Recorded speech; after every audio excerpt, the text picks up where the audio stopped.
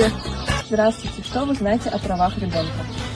Права ребенка – это часть международного законодательства. Они приняты очень многими странами. Есть такой документ, который называется «Права детей». И он подписан больше, чем 100 странами в мире. В каких-то странах он соблюдается лучше, в каких-то странах приходится за этим наблюдать.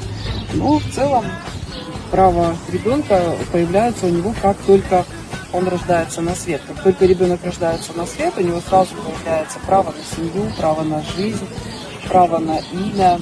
В дальнейшем, когда ребенок растет, он имеет право на получение доступа к дошкольному образованию, на получение доступа к начальному образованию, к общему среднему образованию. Ну и в дальнейшем уже до достижения 18 лет он обладает всеми правами, которые предусмотрены в этом законе. Здравствуйте.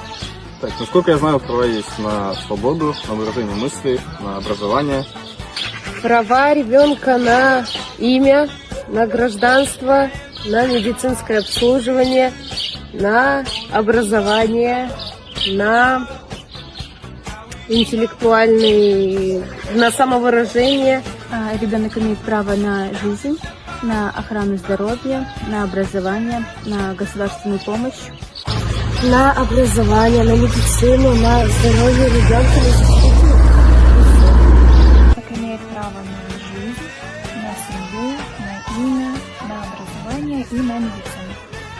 Ну, в первую очередь на ум приходит право на образование, на жизнь.